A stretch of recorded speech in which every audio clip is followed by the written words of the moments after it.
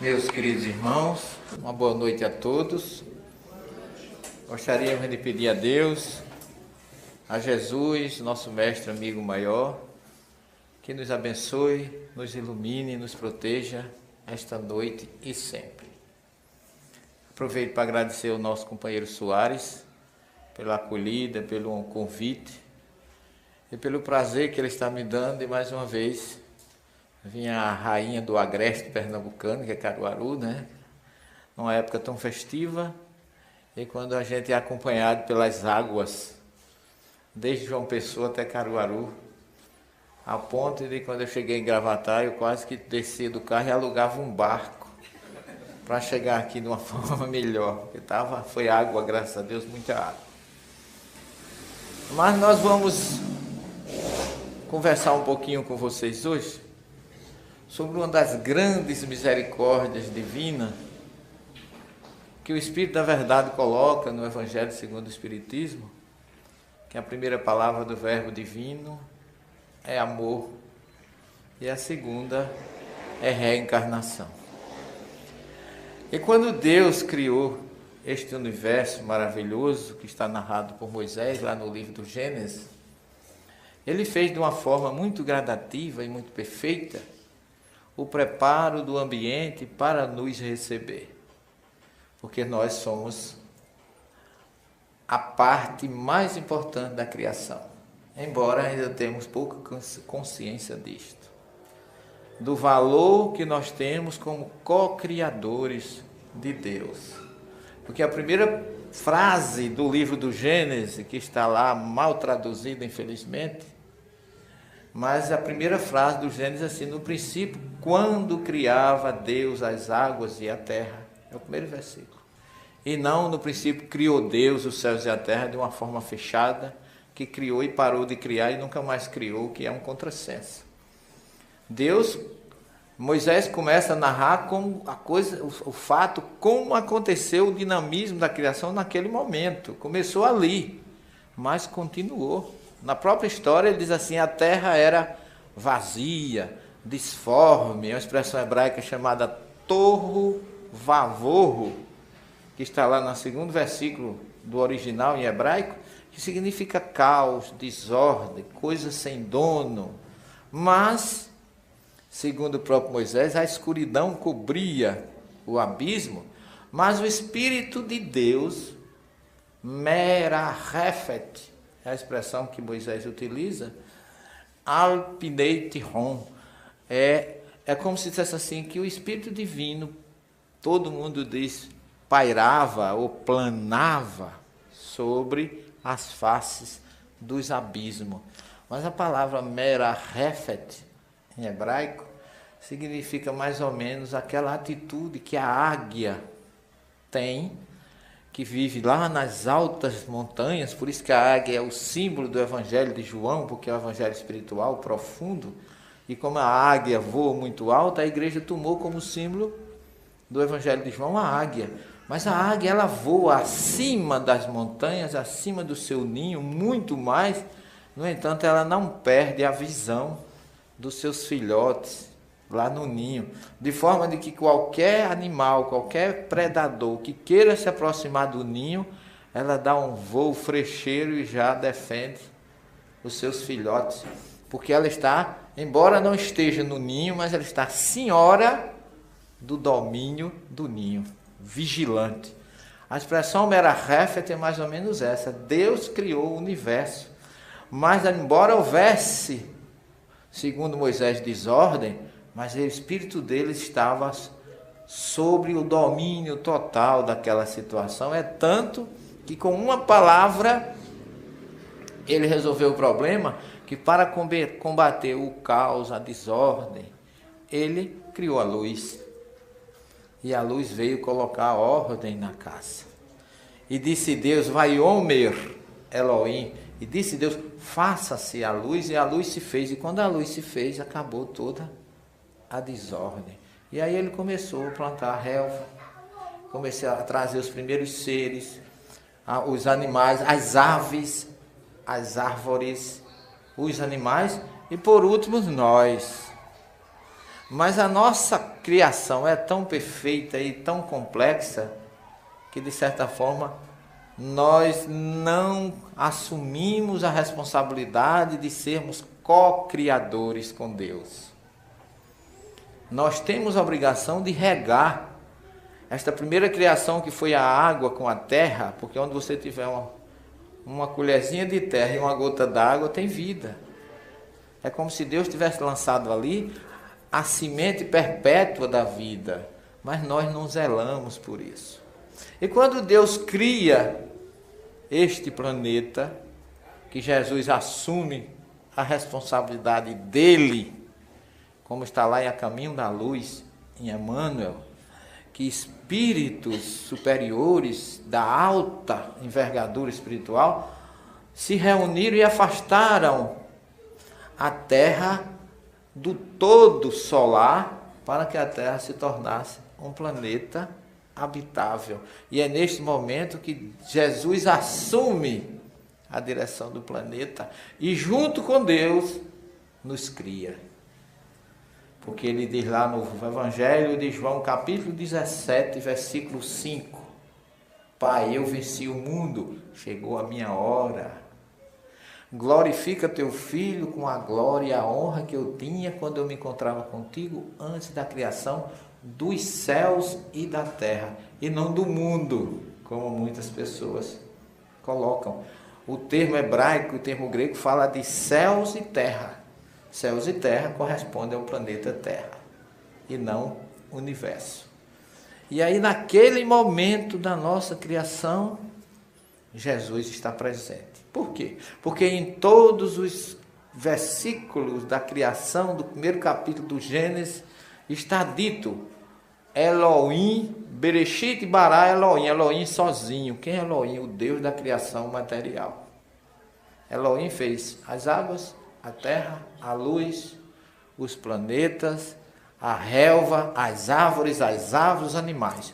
Tudo isso foi criado por Elohim. Mas na hora de criar o homem, surge uma figura junto com Elohim, que é Yahvé, que a gente não encontra isso nas traduções em português. Porque na hora de criar o homem, Deus, Elohim, não mais deu ordem.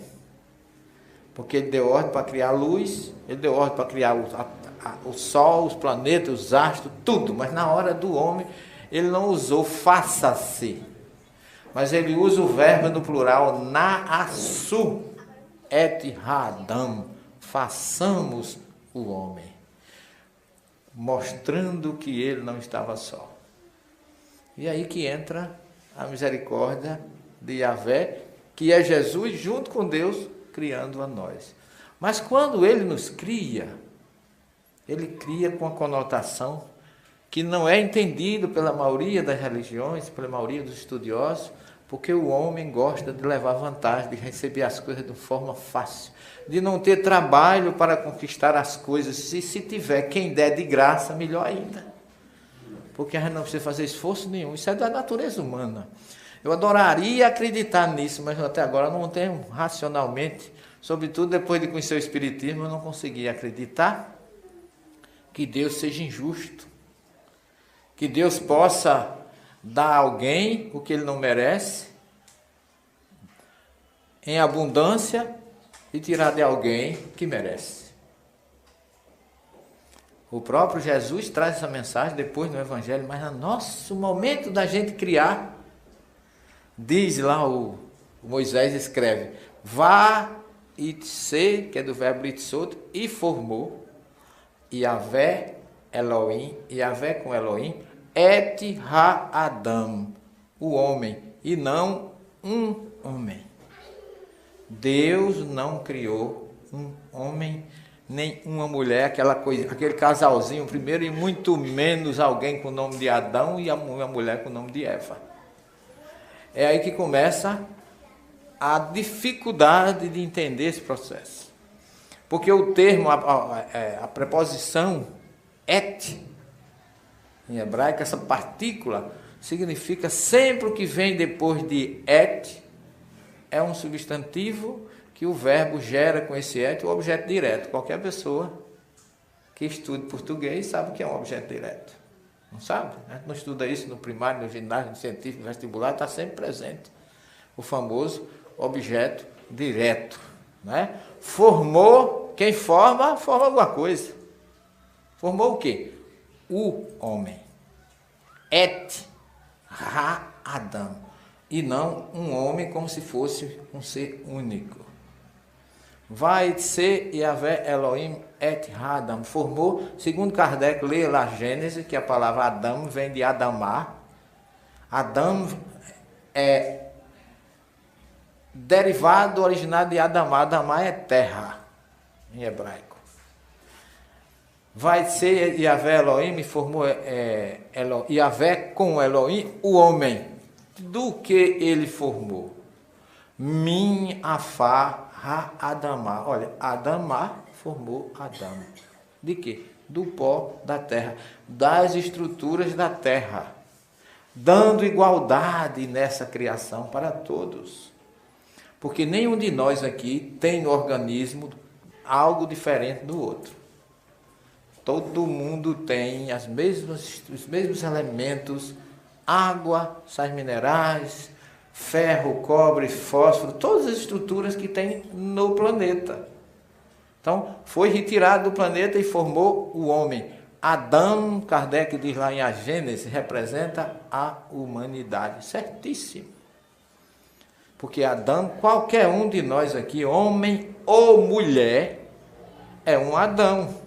Porque na própria língua hebraica tem a palavra para homem e a palavra para mulher. Quando se fala de homem, está se falando de humanidade. Quando se fala de Adão, Adão é humanidade. Agora, homem se diz Ish e mulher Ishá.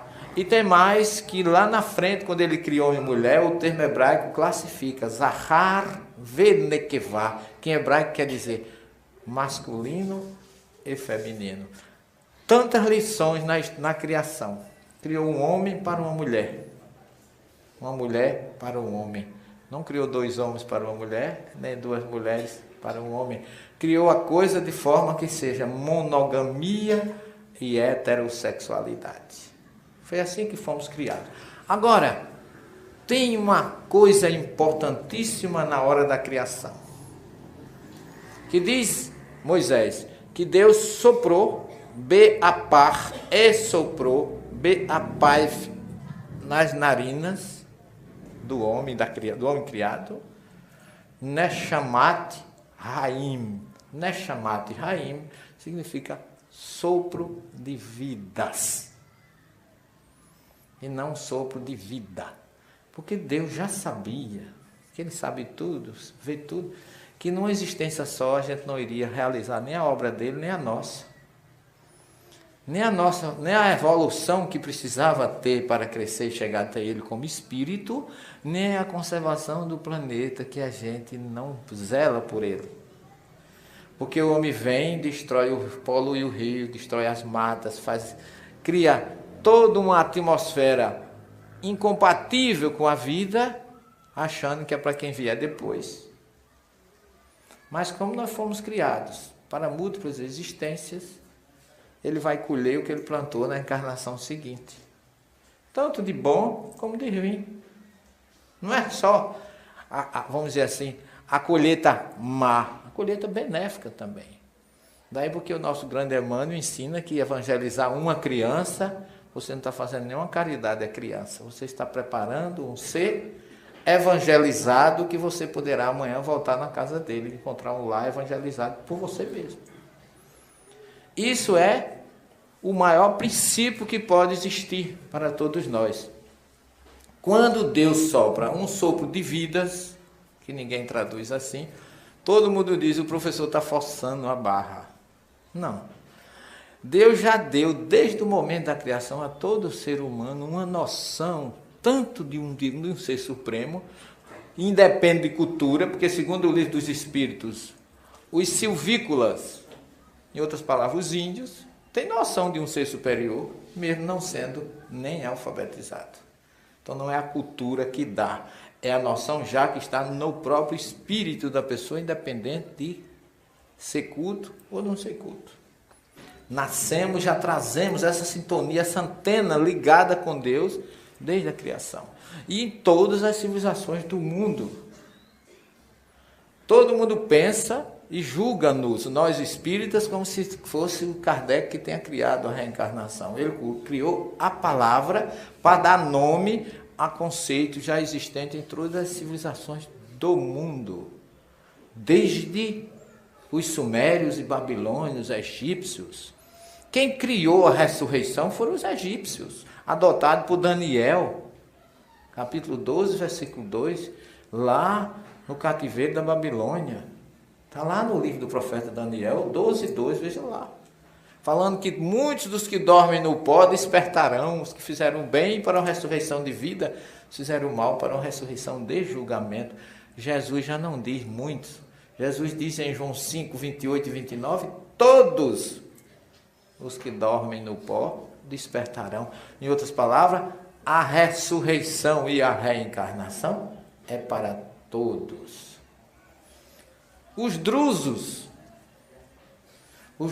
são grupos árabes que habitam Síria, e agora tem um grupo muito grande, eu vou muito a Israel, e esse ano mesmo eu passei por um grupo lá no Monte Carmelo, tem um grupo enorme desse povo, que são árabes reencarnacionistas, mas não são reencarnacionistas na teoria, não. São na prática. Se o filho de um druso morre, ele fica procurando na comunidade algum filho de alguém que nasça e que tenha a característica do seu filho ou sua filha tinha. E ele vai entender e vai dizer, aquilo é meu filho que voltou na família de Soares. E ele agora vai tratar Soares com o maior carinho, porque Soares está cuidando daquele que foi filho dele na outra. E não fica só assim, não. Os drusos pedem dinheiro emprestado, pasmem, para pagar na outra. Essa é boa. E eu achei a ideia fantástica.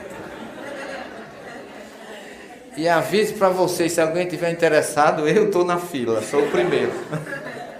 Venho na outra para pagar sem nenhum problema. Aproveitando que o Soares trabalha no Banco do Brasil. Soares tem muito, né? Então eu quero que se ele se interessar, né? Abre para nós, a gente aqui cá entre nós, paga tudo na outra, Soares. Avisa lá. Avisa sobretudo para o superintendente, que ele vai ficar muito satisfeito. Então é uma coisa naturalíssima para eles. Então quando Kardec criou o termo reencarnação, ele não estava inventando, não, ele estava dando um novo vocabulário para algo que já existia entre os drusos, entre os hebreus. Só que entre os hebreus chamam Guigu Neshamot, que Guigal em hebraico é roda. Neshamah significa alma. Porque na criação, quando Deus coloca um sopro de vidas, é Neshamat Haim, que é uma expressão hebraica que significa sopro de vidas, criação para múltiplas existências. Porque ninguém pensa que Deus pega o espírito dele e põe na gente. A centelha divina, para poder chegar em nós, ela muda. É como bem classifica Kardec, corpo, perispírito e corpo, não é assim? Espírito, perispírito e corpo, não é? O espírito está ligado ao corpo de uma forma indireta, ele anima, ele dá pensamento, ele dá ideia, ele traz mensagem, mas ele não está totalmente ligado, não é físico, tá certo? Como o próprio Gênesis diz assim, tu és pó, em pó te has de tornar, o Gênesis assim, o espírito, o corpo vai à terra que o criou, e o espírito vai a Deus. O Eclesiastes diz a mesma coisa. Então nós temos uma parte material que perece e uma parte espiritual que continua. Isso a ciência hoje já está começando a trabalhar em cima disso.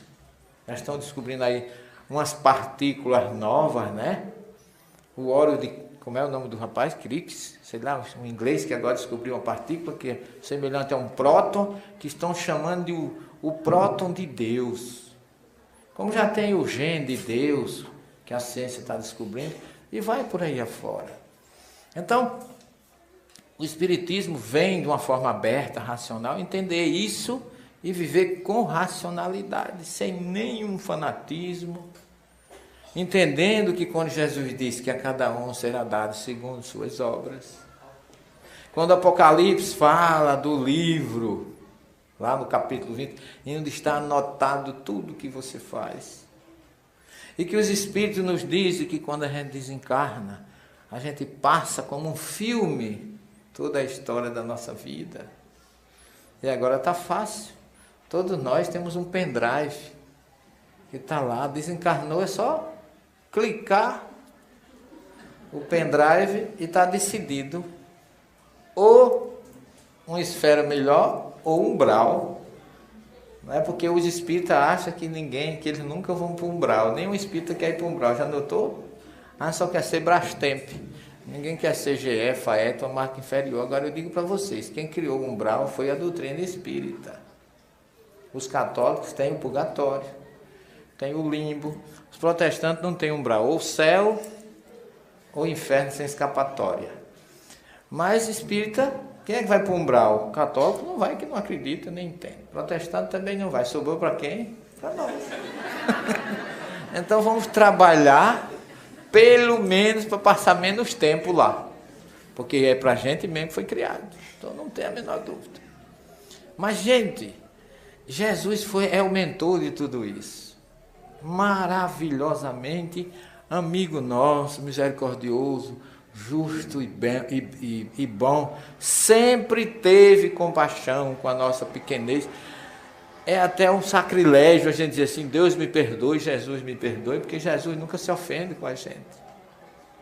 Ele tem compaixão, ele declarou que o jugo dele é suave, o fardo é leve. Então ele não condenou ninguém por onde ele passou. E há quem diga que Jesus nunca pregou reencarnação, isso é a criação do Espiritismo. Jesus não teve como objetivo da passagem dele aqui pregar reencarnação, porque já era tudo conhecido do povo. O objetivo dele foi mudar a nossa visão de como amar um ao outro. Porque o mandamento novo que ele deixou foi amar uns aos outros como eu vos amei. Esse é o objetivo dele. Mas por onde ele passou, ele deixou uma mensagem de esperança, de fraternidade, de um amanhã melhor. Todos os discursos dele eram que a gente não desistisse. Aquele que perseverar até o fim vencerá. Seja o vosso falar, sim, sim, não, não. Aquele que pega o arado e olha para trás não é digno de ser chamado filho de Deus. Mas não desistam, vão em frente. Foi esse o discurso dele no Sermão do Monte, para aquele povo sofrido e lutado. Jesus era um homem tão fantástico que ele veio, é como se fosse um espírito que passava 23 horas e 59 minutos ligado à espiritualidade e 1 minuto ligado a nós, ao material. Disse-se abertamente várias vezes, meu reino não é deste mundo. Não. E quem quiser armazenar tesouro ou ouro, que armazene no mundo espiritual, onde a traça, o ladrão não rouba e a ferrugem não come. Porque aqui tudo passa. Jesus habitou na Galiléia durante quase 3 anos, morando de favor na casa de Pedro. Quando alguém perguntou, onde é que tu moras, eu quero te seguir, ele disse, o Filho do Homem não tem uma pedra onde recostar a cabeça. Ele ia para Jerusalém para as festas, para pregar, ensinar e ajudar o povo, e quando chegava à noite, ele atravessava o vale do Cedron, ia para o outro lado de Jerusalém, que só tem um valezinho no meio que separa, ia para o Monte das Oliveiras. Mas para a casa de quem? Dormir em que apartamento, em que cama? Não tinha apartamento, não tinha cama. Tinha uma gruta, onde hoje tem uma igreja imensa em cima, que é a igreja do Pai Nosso, onde ele ensinou os discípulos a orar, que ele passava a noite ali. Que Jerusalém tem época, agora mesmo, em fevereiro, quando eu cheguei lá, estava nevando 2 graus. Imagine vocês, a pessoa não ter onde dormir numa temperatura dessa. Ele passava a noite naquela caverna, naquela gruta, com os discípulos. Não tem, gente, nem uma cama, não tinha, eu não sei como era que Jesus passava uma noite ali. E João diz, antes que o dia amanhecesse, ele já estava no templo, orando, conversando com Deus e se preparando para ajudar as pessoas. João nos narra um fato curioso, muito assim, direto. A forma como ele apresenta é muito indireta, porque João não fala de nomes, nem de endereço, nem de local. Fala apenas que Jesus estava na casa de um certo homem em Jerusalém. Quando foi procurado pelo responsável, dirigente pelos fariseus daquela época, um homem chamado Nicodemos. Nicodemos era um homem ilustre que foi procurar Jesus à noite. Olha que coisa interessante. Por quê? Aonde? Onde Jesus estava? Não sabemos.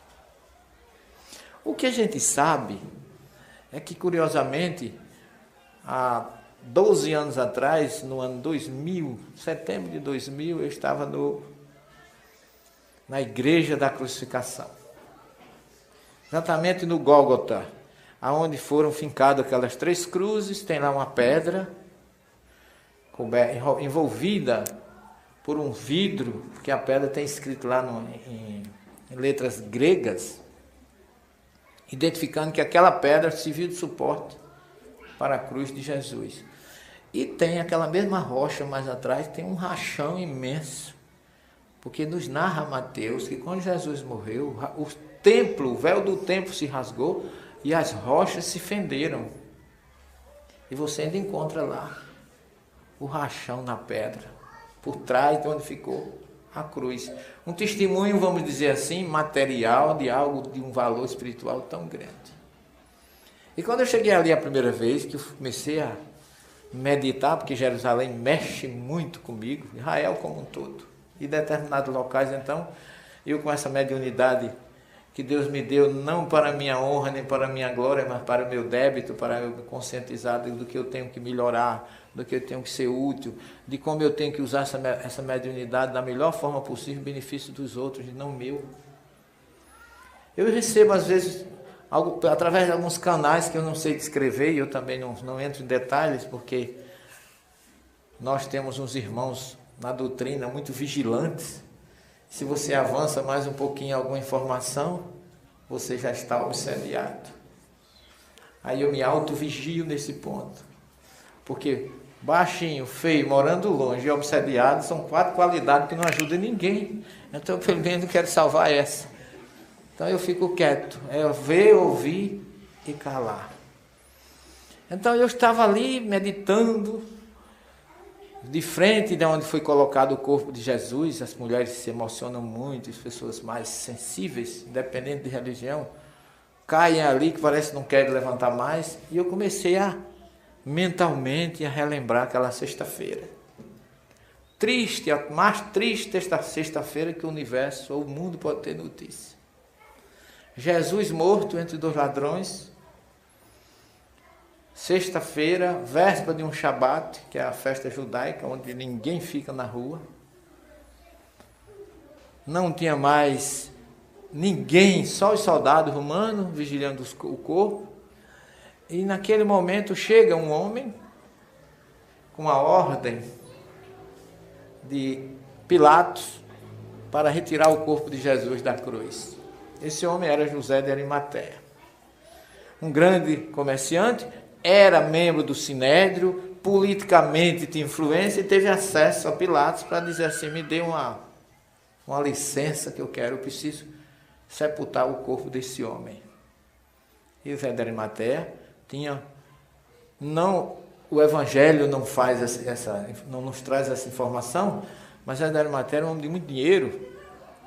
E ele não tinha só uma tumba, porque disse que uma tumba recém-construída por José de Arimateia serviu de local para colocar o corpo de Jesus.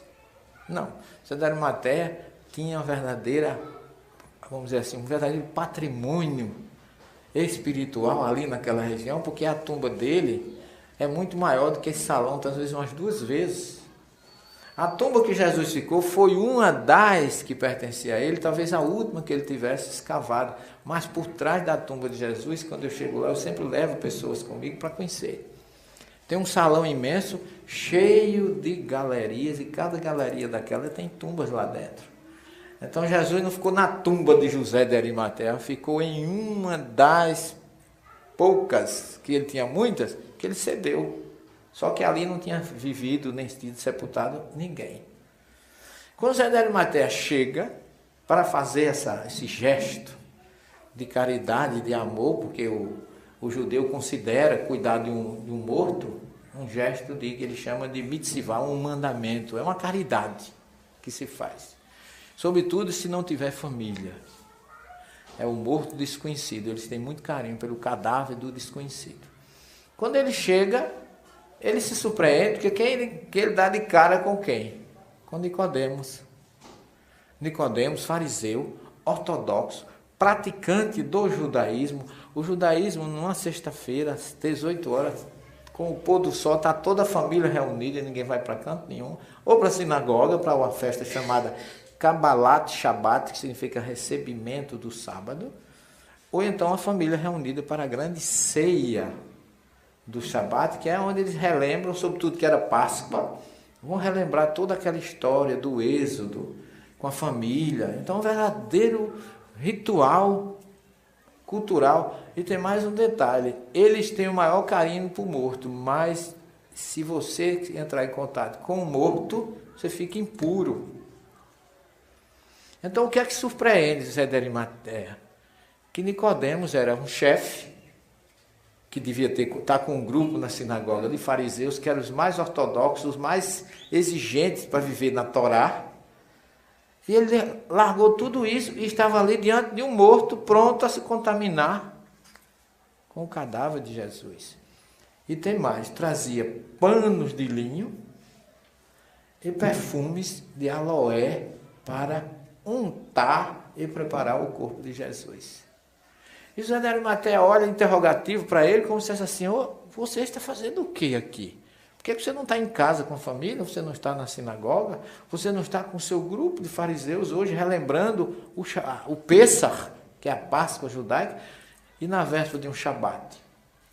Antes que ele dissesse qualquer coisa, Nicodemos já foi se justificando.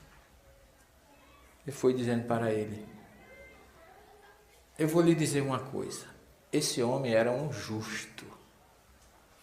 E um justo para o judaísmo é aquele ser que não merece censura, não merece acusação, não merece ser acusado ou imputado a essa pessoa nenhum tipo de crime nem de transgressão. E ele era, como conhecedor da Torá, dizia mais que ai daquele que não der ouvido a um profeta, que você deve procurar, através dos profetas, ouvir as suas informações e procurar vivê-las, porque os profetas são mensageiros inspirados de Deus.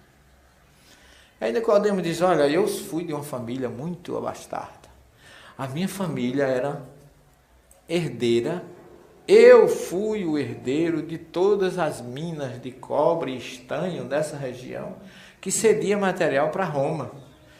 Naquela época Roma dominava, mas eles eram os senhores.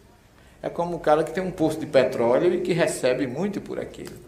E ele era muito rico. Ocorre que eu fui criado, estudei nas melhores escolas rabínicas, me formei rabino, ocupei mais ou menos todos os cargos no Sinédrio, como Paulo de Tarso ia ocupar, porque ele era um homem de letra e de conhecimento. Mas tive durante toda a minha existência poder, domínio e direção. Sempre mandei e fui obedecido. Mas no dia que eu completei 70 anos, o judeu tem um costume de cada ano que ele aniversaria, ele lê o salmo daquele ano. E ele disse que no dia que fez 70 anos, ele foi ler o salmo. E o salmo 70 manda ler o 71, que diz assim: Senhor Deus, amparai-me em minha velhice. E meu pai dizia que quem de moço não morre, de velho não escapa.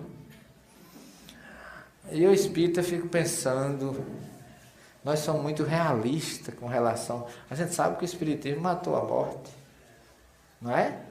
Nem o espírita tem medo de morrer, não é? Teoricamente, não é? Aí eu fico pensando assim, sobretudo quando eu tenho feito umas conferências com um público um pouquinho maior do que esse, às vezes tem 500, 600 pessoas assim no salão, e eu fico pensando, meu Deus, quem vai ser o primeiro aqui? Parece um pensamento meio obsessivo, mas não é, realista, que alguém vai, todo mundo vai. E Nicodemos notou que seus cabelos já não eram os mesmos. O tempo havia passado, e ele começou a refletir, porque o judeu faz as suas reflexões, o que fez, o que deixou de fazer, e que ele deixou de fazer muita coisa. Ele sempre mandou e foi obedecido, e nunca teve tempo de fazer nada. E aquilo gerou nele uma grande angústia. E ele começou a se perguntar, e agora? 70 anos, o tempo passou, depois dos 70... tudo já é um negócio, já fica mais difícil, né? E aí ele lembrou-se, porque se vocês observarem o Evangelho, todas as passagens onde Jesus estava na Galileia, onde ele fazia qualquer feito, qualquer coisa, os fariseus estavam sempre lá, vigilantes e acompanhando o que ele fazia. Quem era o dirigente maior? Nicodemos. Então Nicodemos conhecia a vida de Jesus toda. E quando ele disse que Jesus era um justo, ele tinha razão de ser. Ele já tinha argumentos para dizer que ele era um justo. E aí ele soube que Jesus estava nesta noite em Jerusalém, na casa de um certo Jacó. E ele foi com um paninho na cabeça, para não se comprometer, aquela coisa, né? Na calada da noite, e foi ter com Jesus. Só que ele levava consigo uma bagagem tão grande de decepção, de sofrimento, de preocupação, que quando ele chega, João não disse quem foi que recebeu, como foi que ele entrou. Ele apenas se dirige a Jesus de uma forma que ele depositou em Jesus valores que ele mesmo não tinha. Porque um homem de 70 anos, chamar um jovem como Jesus, que naquela época devia ter uns 38 para 39 anos, vocês estão dizendo aí, esse rapaz está dando tempo demais a Jesus. Não foi com 33 que ele morreu? Eu já estou vendo, já estou lendo nos olhos de vocês. O professor está meio rindo de conta. Não, quem está rindo de conta são vocês. Vamos fazer as contas. Segundo Lucas, Jesus nasceu no tempo do rei Herodes. E foi até perseguido por ele. Herodes morreu no ano -4 da nossa era. Se Herodes morreu no ano -4, e ele ainda mandou sacrificar a criança de até 2 anos para atingir Jesus, Jesus nasceu no mínimo no ano -6, e não no ano 0 do nosso calendário. Jesus foi crucificado no ano 33, está certo. Mas 33, com 6 negativo, que ele nasceu em torno do ano -6, -7 e até -8, se exagerar, ele tinha no mínimo 39 anos ou 40 quando foi crucificado. Ok? Verifiquem isso. Na nossa obra aí, o Evangelho Cristianismo Primitivo, eu mostro mais ou menos isso. Porque a gente sempre acha que Jesus morreu com 33. Não foi. Foi com quase 40 anos. Mas muito bem, mesmo com 40 anos ou 39, um cidadão de 70 anos, um judeu, se dirigia a Jesus como ele se dirigiu, porque ele chega e diz assim, Rabi, que em hebraico significa mestre, ou meu mestre. Já saudou Jesus como meu mestre. Sabemos, ele não disse eu sei, sabemos, que todos já haviam pesquisado e conheciam a vida de Jesus. Sabemos que tu vens da parte de Deus, porque ninguém é capaz de fazer os feitos que tu fazes se Deus não estiver com ele. Uma conclusão lógica de alguém que pode até não gostar do outro, mas que reconhece o trabalho que ele faz e a capacidade espiritual que ele tem. E Jesus sem mais delongas, olha para ele e já lê a sua atmosfera mental, todo o problema que envolvia Nicodemos. E aí Jesus diz, bem, isso aqui é o chefe dos fariseus. E como chefe dos fariseus, ele conhece profundamente a reencarnação, porque era o grupo que defendia a reencarnação com unhas e dentes. Eram os fariseus, de tal forma que Paulo de Tarso, pode ver lá em Atos, quando Paulo foi preso, ele disse para o chefe dos fariseus que ele era fariseu e que ele estava ali a mando dos saduceus para jogar a questão política, porque fariseu e saduceu não se entendiam. E por conta disso Paulo foi liberado, porque Paulo era muito inteligente, mas era fariseu. Os fariseus acreditavam na reencarnação, mas felizmente, infelizmente, tem gente que diz que Paulo nega a reencarnação em Hebreus 9, 27, quando ele diz que está fadado ao homem morrer uma só vez. Lamentavelmente não entendem esse versículo. Mas a gente pode voltar a falar dele um pouquinho daqui a pouco. Mas voltemos a Jesus e Nicodemos. Jesus olha para ele, vê a atmosfera, a preocupação que o envolvia, e é como se viesse confortá-lo. Nicodemos, se o homem não nascer de novo, não poderá ver o reino dos céus. Todos os tradutores, a maioria, agora não, até a Bíblia de Jerusalém, a edição de 1986, usou a palavra, porque no hebraico não há dúvida, o verbo é livaled, que é nascer, mimicou, na fonte, uma segunda vez. O grego colocou a palavra anoten, que anoten pode ser de novo ou do alto. E para negar a reencarnação, todos os tradutores colocam se alguém não nascer do alto. Porque dizem que Jesus estava falando de batismo. Jesus nunca falou de batismo para ninguém. Em outras palavras, Jesus nunca batizou. Ele foi simbolicamente identificado e nem batizado por João. Ele foi identificado por João. Os discípulos dele, segundo o próprio João Evangelista, capítulo 2, se eu não me engano, fala que os discípulos batizavam, Jesus nunca batizou ninguém. Porque não era para ele.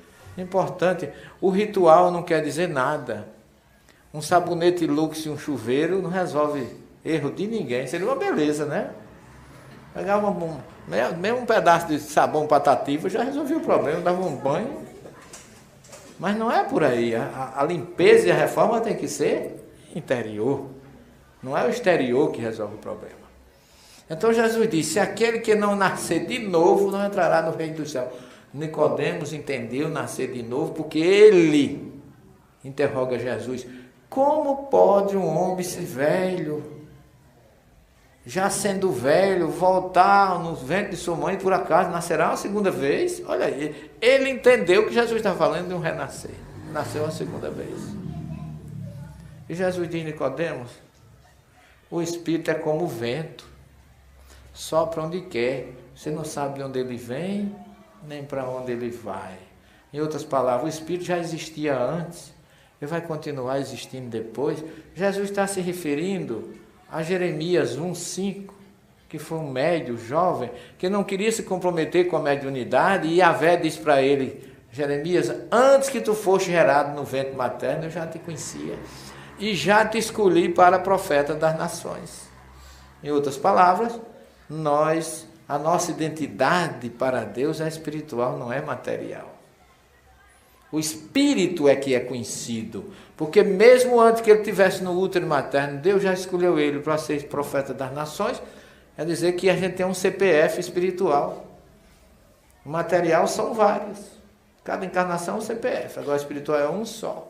Porque mesmo antes que você fosse gerado no ventre de sua mãe, eu já lhe conhecia, e já lhe escolhi para ser profeta das nações. Jesus está dizendo a mesma coisa. O Espírito é como o vento, só para onde quer, tu não sabe de onde ele vem nem para onde ele vai. Portanto, não te admires que eu te diga, olha, não te admires que eu te diga, necessário, ele aí devia ter dito, não te admires que eu te diga que te é necessário nascer de novo. Mas ele não disse que te é necessário. Não te admires que eu te diga que é necessário, vos é. Portanto, a reencarnação é para todo mundo. Ele podia ter necessário a você nascer de novo, não. Mas necessário a todos. O verbo está lá no plural, a proposição, o pronome. Necessário vos é nascer uma segunda vez. Aquele que não renascer da água e do Espírito, através da água e através do Espírito, porque o que é nascido da carne, ele dá uma lição fantástica. O que vem da carne é carne.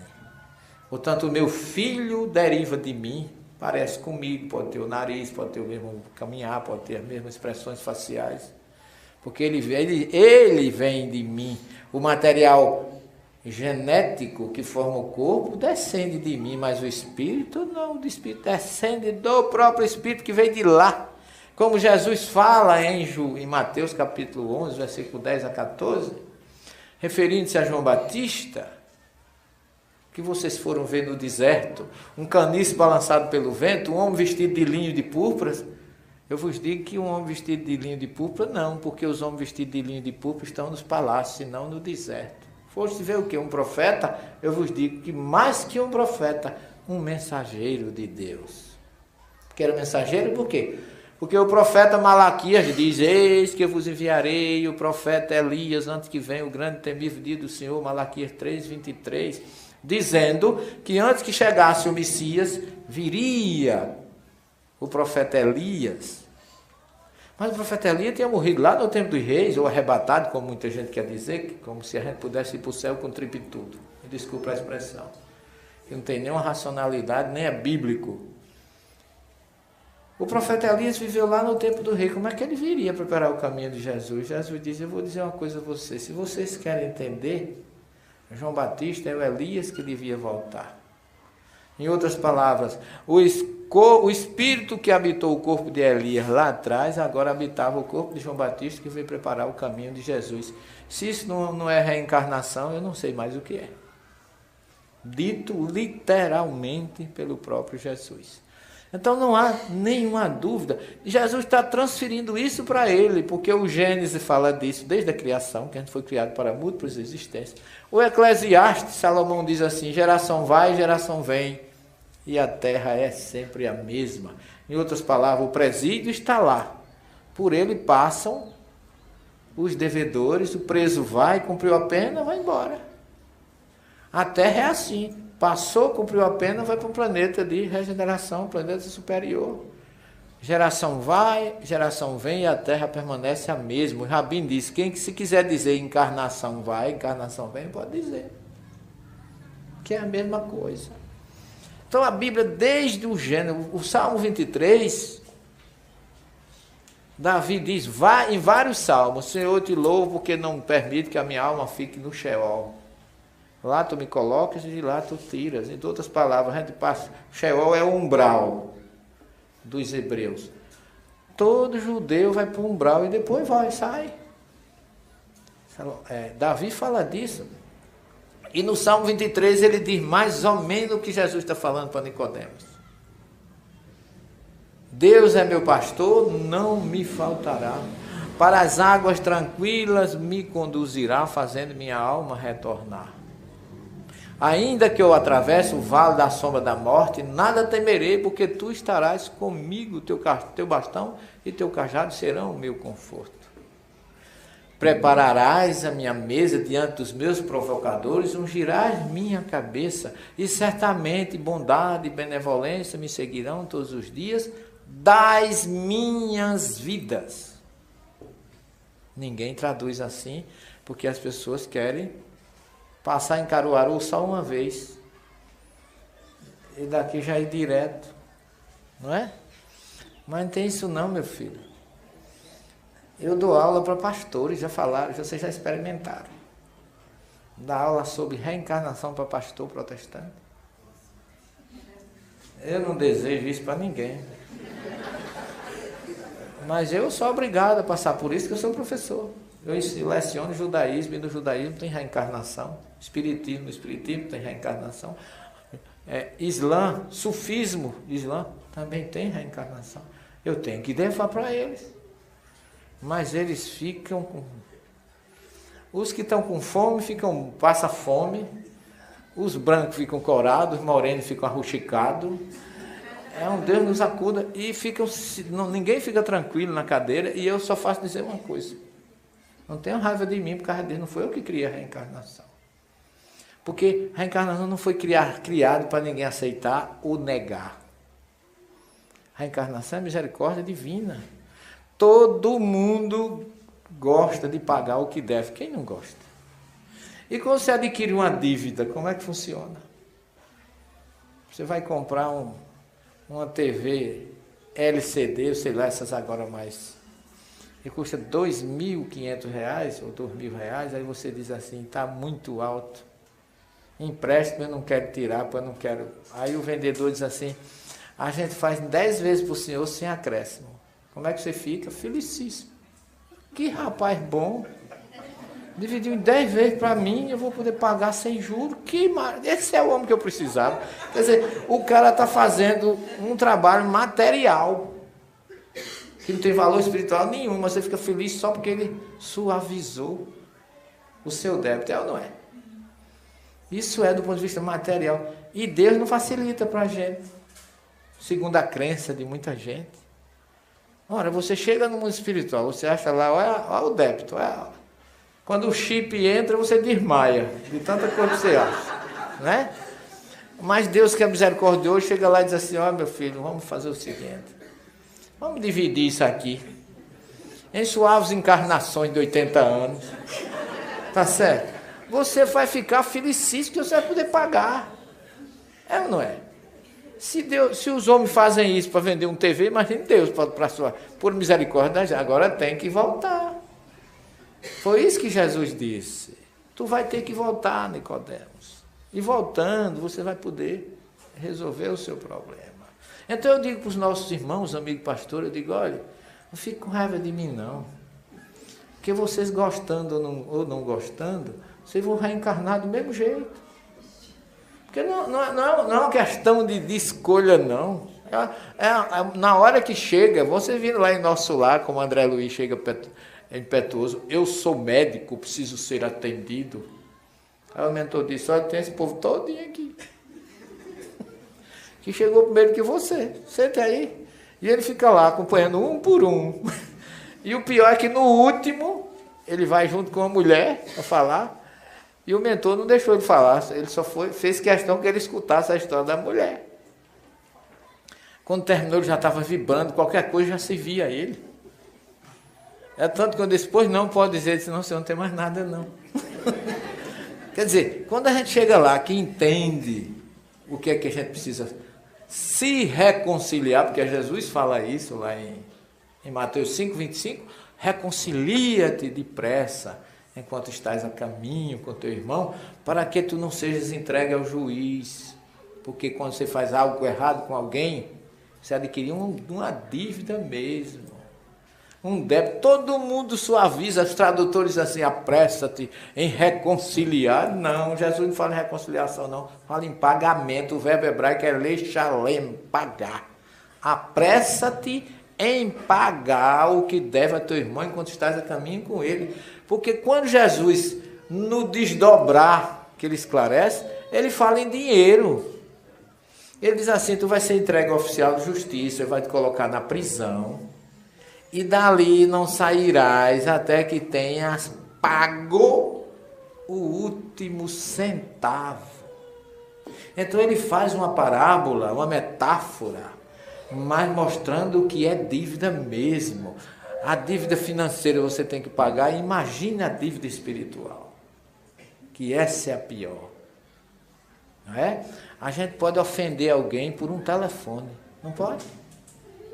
Tem gente que liga para o outro, acaba ter um infarto do outro lado, sem nem ver, pelo que o camarada joga em cima de você. E Jesus diz assim, ele não fala, o verbo que ele fala não é o verbo sair não, é subir. Lalot em hebraico, dali não subirás até que tenha pago o último ceitil. Subir por quê? Porque quem deve, quem causou dano ao seu irmão, desceu. Está numa vibração inferior. Então, na hora que você se reconcilia, você sobe. Dali não subirás enquanto não tiver adquirido o último centavo. Porque Jesus não se aborrece com a gente, mas a gente tem, quando ele diz lá no Pai Nosso, perdoa as nossas culpas quando tivermos perdoado o erro do nosso devedor. Para que eu receba perdão, é preciso que antes eu dê. E aí nós ainda somos tão sensíveis. Aí a pessoa diz, é mediunidade. Não, é falta de humildade e perdão. É egoísmo. Porque os espíritas não podem ouvir nada. Parece que o negócio está cedo. Triscou, o choque vem. Aí tem lá na minha terra tem uma história do milímetro. Eu sei que aqui em Caruaru não tem, mas lá diz que lá é cheio. Quer dizer, o médium é alguém que tem um débito muito grande, maior do que os outros. Por isso vem com sensibilidade. E a sensibilidade geralmente gera o quê? Aquele que é muito sensível, qualquer coisa que se diz, ele se sente ofendido. Então ele não quer perdoar, ele quer ser perdoado. Aí é que é o complicado. E eu fico pensando, nós conhecemos a história da humanidade, que existem 3 revelações no universo, grandes. 3 religiões monoteístas reveladas: judaísmo, islamismo e cristianismo. Mas o cristianismo tem 3 revelações distintas para nós cristãos. O que a gente chama indevidamente de Velho Testamento, onde está os 10 mandamentos que, segundo Emmanuel, é o maior código moral da humanidade. Está lá. Os 10 mandamentos não é mandamento religioso. É código moral. Não matar. Precisa de religião para não matar? Não matar é tão forte que se você mata, você ofende até o material, não é nem o espiritual. Nem a sociedade lhe perdoa. Então é um código moral: não matar, não furtar, não adulterar, não levantar falso testemunho, não ter outros deuses, que é o primeiro. Não há lo e rie, não exista outros Elohims diante de ti. Monoteísmo instalado. Então essa é a revelação do povo judeu. Depois vem Jesus e traz a segunda, que é o Evangelho, que é vivido pelos cristãos, que eu poderia dizer todas as correntes cristãs, menos os cristãos espíritas. Porque os cristãos espíritas tiveram e têm o grande privilégio de ter a primeira, a segunda e a terceira revelação. Ninguém tem a informação que nós temos. Agora, para arrepiar,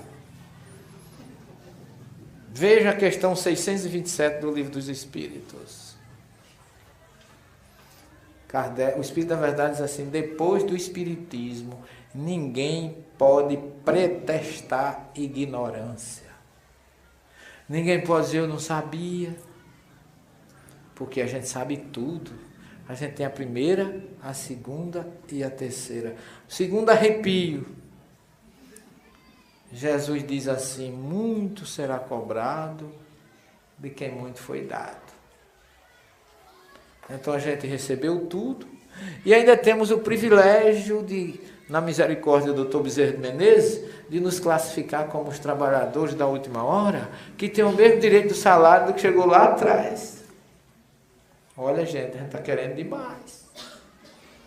Meu medo é exatamente esse.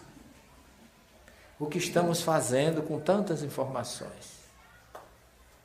O que estamos sendo como conhecedor da primeira, da segunda e da doutrina espírita, que é uma doutrina consoladora, libertadora, reveladora, é aquela que nos carrega nas mãos, que nos dá a condição de que a gente suplante ou supere qualquer dificuldade, que nós temos condições para isso. Temos informações. O que não puder pagar hoje, paga amanhã, mas não guarde para pagar amanhã o que você pode pagar hoje. Tá certo? Nós temos Deus como ser supremo, causa primeira de todas as coisas, mortalidade da alma, reencarnação, fora da caridade não há salvação. Quer dizer, nós temos, e inclusive já estamos despertando a admiração de outras correntes religiosas. Terça-feira passada, quem fez a palestra na nossa casa espírita, que estamos fazendo 47 anos de fundação, quem foi fazer a palestra na casa espírita foi o arcebispo da Paraíba, Dom Aldo de Cílio Pagoto.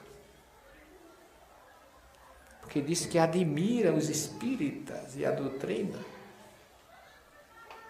no seu contexto, na sua filosofia e na sua moral. Isso é bom, eu acho que é bom, mas é tanta responsabilidade sobre os nossos ombros. É muito grande, porque Nicodemos conheceu Jesus naquela noite e nunca mais foi o mesmo.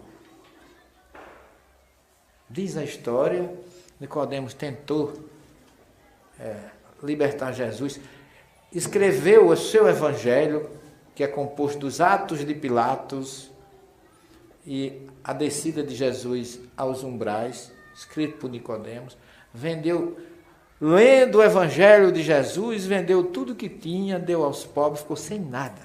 Seguiu literalmente o que Jesus pregou, e a sua filha foi vista, uma das filhas de Nicodemos, daquele patrimônio, daquela riqueza, colhendo cevada e milho nas cocheiras dos animais para comer, porque não tinham o que comer. Foi alguém que assimilou que o Filho do Homem não tem uma pedra onde recostar a cabeça. Então esse homem marcou o tempo, mudou porque conheceu Jesus, conheceu no momento, teve a felicidade de encontrar Jesus.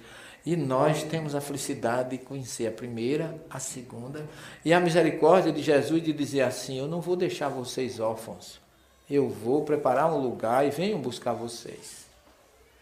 E ainda, quando estavam todos em sofrimento, em angústia, em desespero, não tinha mais ninguém para salvar o cristianismo, Jesus volta no Apocalipse, utilizando a grande mediunidade de João, para confortar aqueles que ainda tinham esperança no seu retorno, e como prometeu, voltou.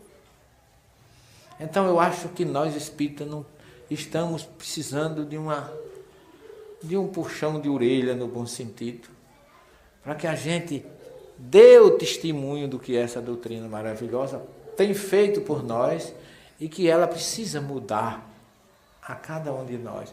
Mas mudar, gente, na prática, nas atitudes, não é simplesmente no discurso, porque Jesus disse que quem diz uma coisa e faz outra é fariseu. Ele achava que o fariseu era muito ortodoxo, muito exigente, exigia com os outros, mas de si não fazia nada.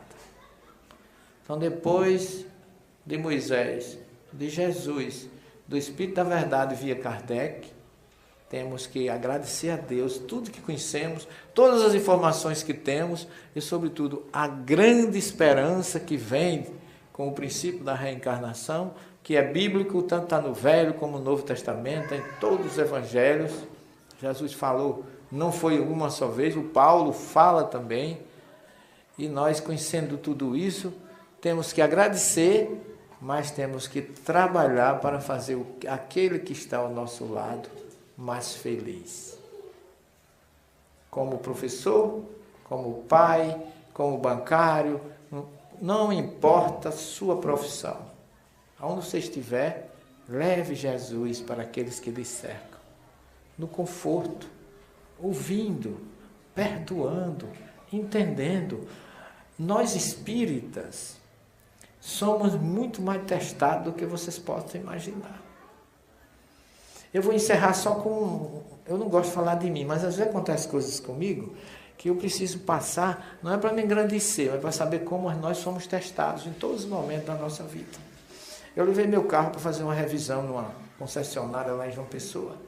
E eu precisava do carro às 5h30 da tarde, para no dia seguinte eu ir dar aula na universidade. Quando eu cheguei lá, era exatamente 5h30 da tarde, eu sou cirurgião, e quando eu cheguei de táxi, que eu botei o o papel da revisão em cima do tablado, a moça disse, aquela sirenezinha das fábricas, tocou.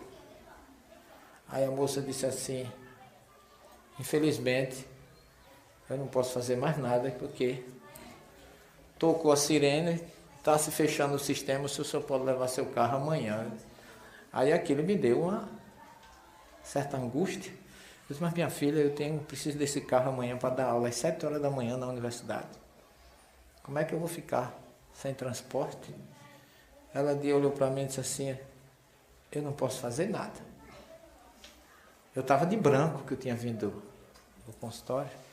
Aí eu apelei, né, Aí eu disse, minha santa, não tinha nem um jeitinho aí de você dar uma arrumada, de puxar esse carro para mim, para poder eu resolver o meu problema. Eu sou pai de família, imagina eu acordar de madrugada, pegar um táxi para mim amanhã buscar esse carro aqui, se o carro já está aí pronto, questão de 5 minutos.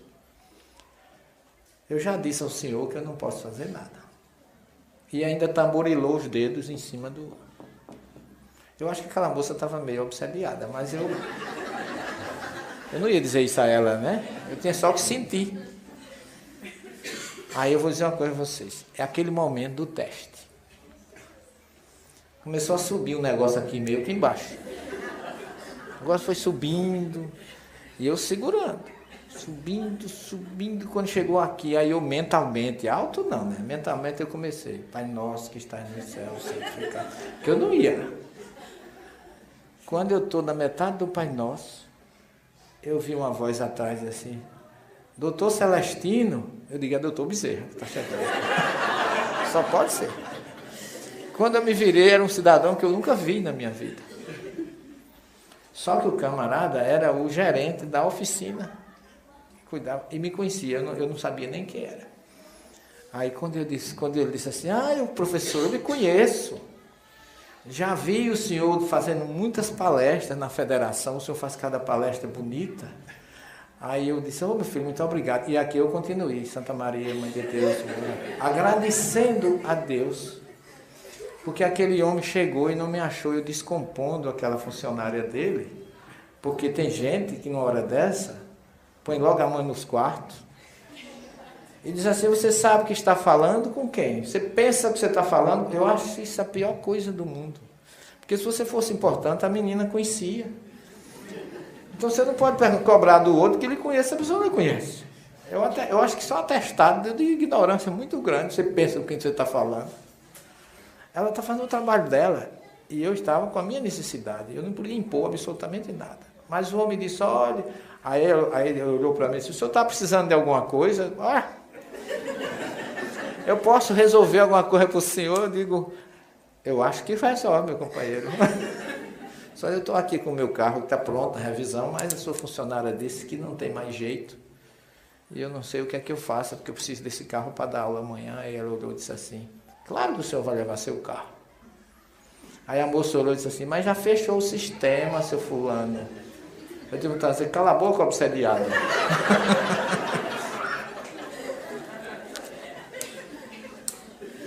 Aí ele disse, mas não tem problema. Chamou lá um rapaz, abriu o portão, disse, amanhã o senhor vem, acerta, o senhor aqui está em casa, fique à vontade. Eu olhei para a moça assim, tá vendo? Mas não disse nada. Agradeci a Deus naquele momento de que eu tenha segurado. Me lembrei de Chico Xavier, que perguntaram a ele, Chico, você tem medo de alguma coisa? Porque Chico não deve ter medo de nada. Aí Chico disse, eu tenho medo de um monstro que mora dentro de mim, chamado Chico Xavier. Que eu possa algum dia não segurar esse monstro. Então eu estava agradecendo naquele momento a doutor Bezerra, os espíritos amigos, que fizeram que eu segurasse. Porque se aquele homem me encontra agredindo com palavras naquela funcionária, ou tendo um gesto anticristão, ele dizia, aquele é um fariseu, diz uma coisa na federação e aqui vem fazer outra. Então é nisso que eu digo a vocês, tenhamos muito cuidado, porque quando Jesus disse orai e vigiai, ele sabia o que estava dizendo. Portanto, vigiemos e oremos, porque a gente não sabe a hora que virá o teste. E é preciso que a gente passe nele, isso em casa, na rua, na fila do trânsito, no banco, aonde estivermos. Porque o espírito não é espírita aqui, não. Tem que ser espírita lá fora. Aqui é muito fácil, todo mundo é bonito, irmão, fraterno, é uma maravilha. Uma obsessãozinha ou outra a gente supera. Agora, lá fora a gente precisa ter atitude cristã. É isso que Jesus deseja de nós. Tenham todos uma boa noite e eu convido vocês para amanhã de manhã nós estamos falando sobre o Apocalipse durante um seminário pela manhã, que é interessante. Será que 2012 já é o fim do mundo? Só amanhã que eu posso responder isso. Fiquem com Jesus, uma boa noite e até a próxima oportunidade. Muito obrigado.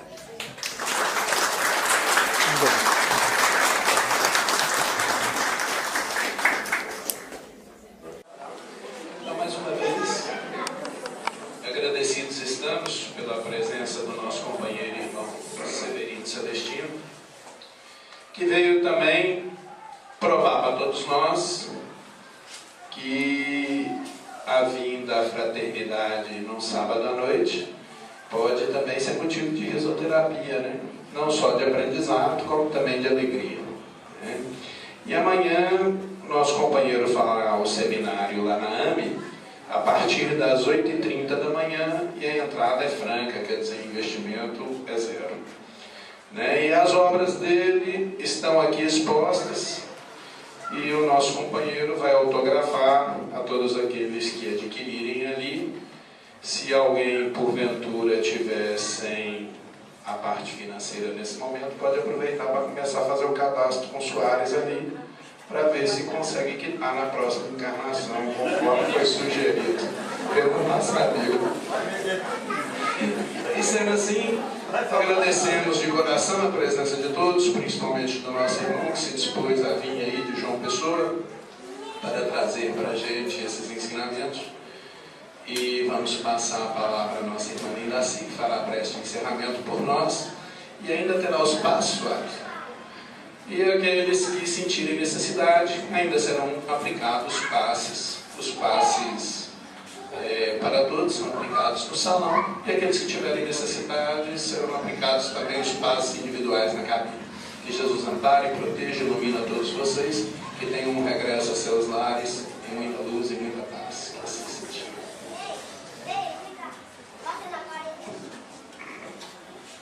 Mestre Jesus, resta-nos agradecer por esses momentos de aprendizado.